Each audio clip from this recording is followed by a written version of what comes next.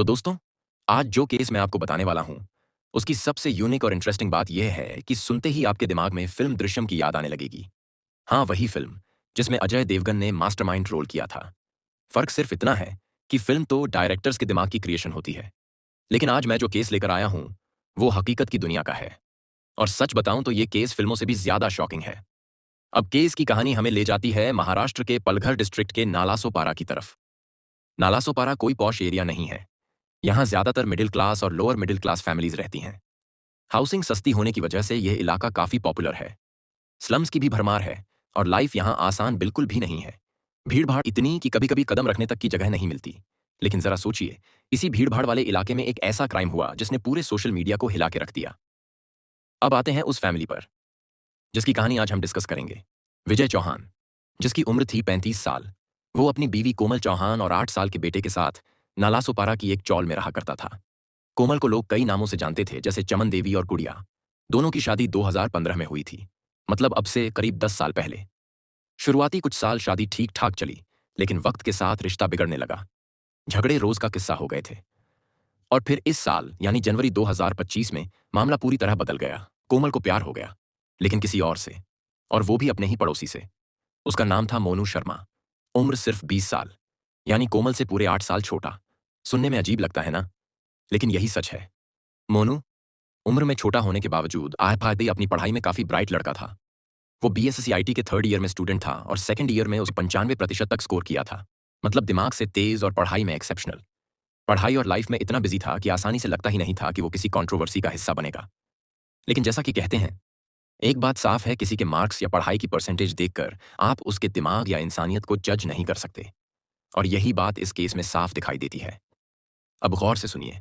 विजय चौहान की रोजमर्रा की लाइफ काफी सिंपल थी। हर दिन सुबह 7 बजे घर से निकलकर वो काम पर चला जाता और रात करीब 9 बजे वापस लौटता। और इस बीच जब विजय अपनी मेहनत में जुटा रहता, उसी समय मोनू चोरी छिपे उसके घर आकर कोमल से मिलने लगता। लेकिन जैसा कहते हैं, सच ज्यादा देर तक छुपा नहीं रह सकता। कुछ वक्त बाद विजय को अपनी बीवी के इस अफेयर की भनक लग गई। हुआ यूं कि एक दिन उसने कोमल का फोन चेक किया और वहीं उसने सबूत देख लिए, चैट मैसेज, पर्सनल बातें और यहां तक कि प्राइवेट फोटोज। किसी भी पति पर इसका क्या असर होगा। विजय ने तुरंत कोमल को कन्फ्रंट किया और इसी से शुरू हो गया रोज का झगड़ा। घर का माहौल हर दूसरे दिन बिगड़ने लगा। अब लॉजिकल चीज ये हो सकती थी कि या तो दोनों तलाक की बात करते या फिर कोमल घर छोड़ देती। लेकिन कहानी ने यहां खतरनाक मोड़ लिया, क्योंकि इस कपल ने, मोनू और कोमल सिंह ने मिलकर एक ऐसा प्लान बनाया जिसने सबको हिलाकर रख दिया। और उस प्लान का मकसद था विजय को रास्ते से हटाना। दोस्तों, अब इसमें कोई शक नहीं कि आजकल की शादियों में सबसे बड़ी कमी कम्युनिकेशन की है। और यही वजह है कि कई बार रिश्ते धीरे धीरे टूटने लगते हैं। अब आप सोचिए, कोमल और मोनू ने जो प्लान बनाया वो शायद जून या जुलाई के महीने का था। कोमल और मोनू शायद सोच रहे थे कि उनका बनाया हुआ प्लान इतना परफेक्ट है कि वो कभी पकड़े ही नहीं जाएंगे। उन्हें लगता था कि वो बाकियों से ज्यादा स्मार्ट है। अब कहानी को 10 जुलाई पर ले चलते हैं। उस दिन विजय के 2 भाई अजय और अखिलेश भाई की खबर लेने उसके घर पहुंचे। वजह यह थी कि कई दिनों से वो विजय से फोन पर बात ही नहीं कर पा रहे थे। तो नेचुरली उन्हें टेंशन हुई और वे उसके घर पहुंचे। लेकिन घर पर मिला कौन? कोमल। उसने उन्हें सीधी सादी एक कहानी सुना दी कि विजय किसी जरूरी काम से कुर्ला गया हुआ है और शायद इसी वजह से उसका फोन नहीं मिल रहा। अब भला अपने सगे भाई की पत्नी की बात पर कौन शक करता। दोनों भाई भी यही मानकर वापस लौट गए कि ठीक है, भाई बाहर काम से गए हैं। लेकिन समय बीतता गया। 1 हफ्ता गुजर गया और विजय से अब तक किसी का भी संपर्क नहीं हो पाया। इस बार अजय ने खुद विजय के वर्क प्लेस जाकर पूछताछ की। वहां जो उसने सुना, उससे उसके पैरों तले जमीन खिसक गई। क्योंकि उन्हें साफ साफ बताया गया कि विजय ने तो करीब 1 हफ्ता पहले ही नौकरी छोड़ दी थी। यानी कुर्ला जाने वाली कहानी पूरी तरह झूठ थी। अब दोनों भाइयों को यकीन हो गया कि मामला गड़बड़ है। करीब 19 जुलाई को उन्होंने फिर से कोमल को फोन किया, लेकिन इस बार उसका फोन भी स्विच ऑफ मिला। हालात बिगड़ते देख अखिलेश ने फौरन पुलिस स्टेशन में अपने भाई की मिसिंग पर्सन्स रिपोर्ट दर्ज कराई। इसके बाद दोनों भाई खुद भी विजय के घर पहुंचे और इस बार तो कोमल भी वहां मौजूद नहीं थी। पड़ोसियों से पूछताछ की तो पता चला कि पिछले 2 दिन से कोमल भी गायब है। आप सोचिए, अपने भाई से बात किए हुए अब उन्हें पूरे 2 हफ्ते से ज्यादा हो चुके थे।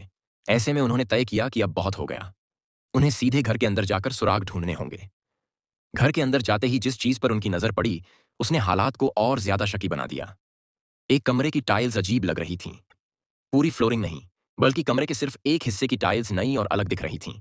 साफ लग रहा था कि हाल ही में उस हिस्से में कुछ बदलाव किया गया है।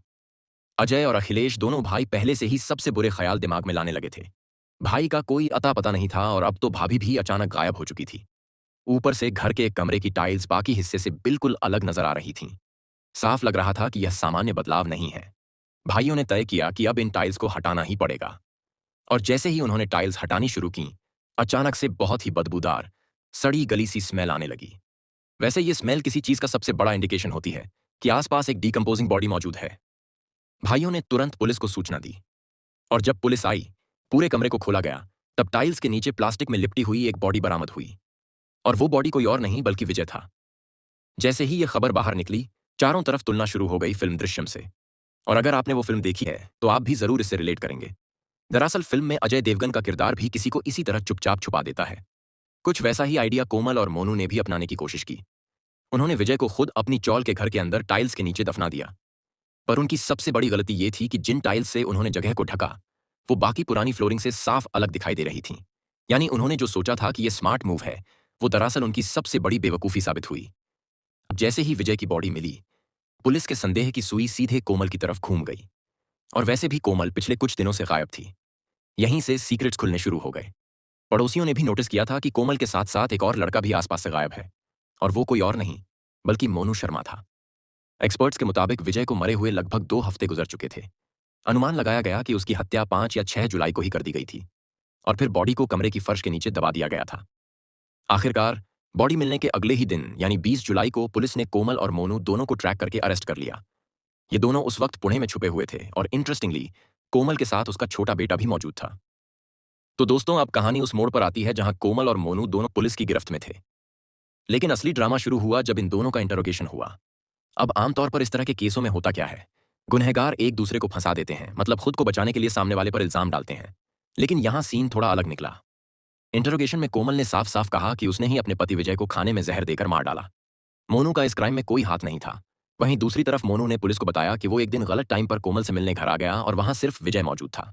दोनों के बीच बहस हुई और गुस्से में उसने विजय का गला दबा दिया। अब आप सोचिए, दोनों अलग अलग कहानियां बता रहे थे, लेकिन एक चीज कॉमन थी, दोनों एक दूसरे को बचाने की कोशिश कर रहे थे। मोनू ने बार बार कहा कि वो कोमल से बहुत प्यार करता है और इस केस में पूरी सजा उसी को मिलनी चाहिए। दूसरी तरफ कोमल ये मानने को तैयार नहीं थी कि मोनू का इसमें कोई हाथ है। लेकिन पुलिस को इनमें से किसी की भी कहानियां कन्विंसिंग नहीं लगीं। उनका कहना था कि यह संभव ही नहीं कि दुबले पतले मोनू ने अकेले विजय जैसे लंबे चौड़े आदमी को दबोच लिया होगा। बेस्ट थ्योरी यह बनी कि शायद कोमल ने पहले अपने पति को खाने में स्लीपिंग पिल्स मिला दी हों, जिससे वो बेसुध हो गया हो। उसके बाद मिलकर दोनों ने विजय की हत्या की और फिर बॉडी को ठिकाने लगाया। मर्डर करने के बाद कोमल और मोनू बॉडी को दफनाने में उन्होंने खुद विजय के भाई अजय की ही मदद ली। हुआ कुछ ऐसे कि जब इन दोनों का प्लान बना विजय को घर में ही दफन करने का, तब इन्होंने बाहर से कुछ मजदूर बुलाए। मजदूरों से कहा गया कि वॉशरूम में क्लॉगिंग की दिक्कत है, इसलिए खुदाई करवानी है। पड़ोसियों के नोटिस करने पर भी कोमल ने यही बात दोहराई कि यह घर का सिर्फ रिपेयर वर्क है। जब मजदूर पिट खोदकर चले गए, उसी गड्ढे को इस्तेमाल किया गया विजय की बॉडी छुपाने के लिए। रातों रात मोनू और कोमल ने विजय का शव उसी गड्ढे में डालकर मिट्टी से ढक दिया और ऊपर से नई टाइलें लगवा दी। यानी जिस घर में विजय अपने परिवार के साथ रहता था, उसी घर की फर्श के नीचे उसे हमेशा के लिए दफना दिया गया। मोनू और कोमल को पहले से ही पता था कि अगर उन्होंने घर में गड्ढा खोद रखा छोड़ दिया तो लोगों को शक जरूर होगा। और इसके लिए उन्होंने किसे बुलाया? खुद विजय का छोटा भाई अजय, जो कि दिहाड़ी मजदूर था। अब सोचकर देखिए, अजय के पास न तो कोई शक था और न ही कोई आइडिया कि वो किस काम में मदद करने जा रहा है। उसके लिए ये बस घर की मरम्मत का काम था। शायद कोमल और मोनू ने उसे बुलाया फिर पड़ोसियों को यह जताने के लिए कि सब कुछ नॉर्मल है। लेकिन सच्चाई ये थी कि अजय अपनी ही भाभी के कहने पर अपने भाई की लाश को ढकने में मदद कर रहा था, और उसे खुद इस बात का जरा भी अंदाज नहीं था। उसकी स्टेटमेंट बाद में पुलिस के सामने आई। उस वक्त बेचारा अजय बिल्कुल अनजान था कि जिस जगह वो टाइलें लगा रहा है, उसके नीचे ही उसके भाई की डेथ छुपी हुई है। सिर्फ लव ट्रायंगल या अफेयर की वजह से ही विजय की हत्या नहीं हुई थी। इसके पीछे एक और बड़ा लालच था, पैसा। विजय को हाल ही में इंश्योरेंस से लाखों रुपए मिले थे, और कोमल और मोनू की नजर सीधे उसी पैसे पर भी थी। उनका सपना था कि इन पैसों के दम पर वो भागकर एक नई जिंदगी शुरू करेंगे।